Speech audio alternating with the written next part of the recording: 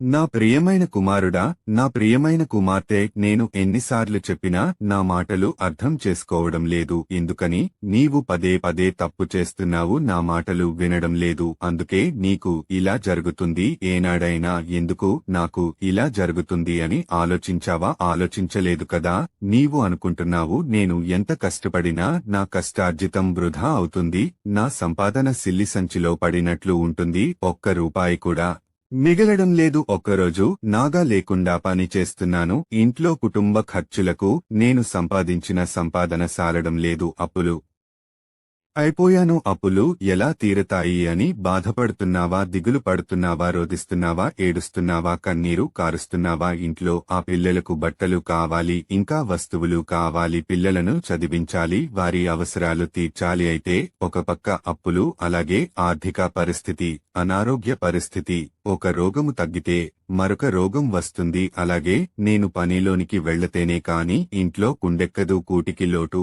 పిల్లలు అది కావాలి, ఇది కావాలి అని, తినడానికి ఏమీ లేదు అని అమ్మ నాన్న నాకు అది పట్టికరా, నాకు ఇది పట్టికరా, తినాలని ఉంది అని పిల్లలు చెబుతున్నారు. అయినా నా చేతిలో సిల్లిగవ్వ లేకపోవడం వల్ల ఏమీ తేలేకపోతున్నాను, పిల్లల కోరికలు నెరవేర్చలేకపోతున్నాను. ఇదంతా నాకేనా? నా కుటుంబాన్ని కేనా? నేను నా కుటుంబము అనుదినము ప్రార్థన చేసుకుంటాము, కాని బ్రతకలేము, ఉండలేము. ఉదయమున లేవగానే ప్రార్థన చేసుకుంటాము, అలాగే ఏది తిననా త్రాగినను ప్రార్థన చేసుకోకుండగా తినము. ప్రార్థన చేసుకోకుండా పవిత్రాత్మ తైలము నొసటిపైన సిలువ గుర్తు వేసుకోకుండగా ఇంటి నుండి నా భార్య కాని, నా పిల్లలు కాని, నేను కాని ఎక్కడికి వెళ్లము. ఉపవాస దినాల్లో కాని, ఆదివారం రోజు కాని ప్రార్థనకు పెందలకడనే వెళతాము. దేవుని మాట ధిక్కరించము, దేవుని మాట పెడచెవిని పెట్టము. ఇవన్నీ చేసిన నా జీవితంలో దేవుడు నా ప్రార్థన ఆలకిస్తున్నాడా లేదా? ఎందుకని ఇలా జరుగుతుంది అని బాధపడుతున్నావా? సింతిస్తున్నావా? రోధిస్తున్నావా? ఏడుస్తున్నావా? కన్నీరు కారుస్తున్నావా? బాధపడకు, సింతించకు, రోదించకు, ఏడవకు. నీ కన్నీరు ఆనంద భాష్పాలుగా మారుస్తాను. నేను ఇచ్చే అంతవరకు ఓపిక పట్టము. నాయందు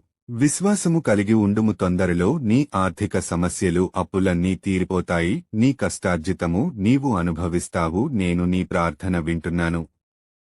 నేను నీ దేవుడను, ప్రభువుడనైన యేసయ్యను మాటిస్తున్నాను. ఆమెన్.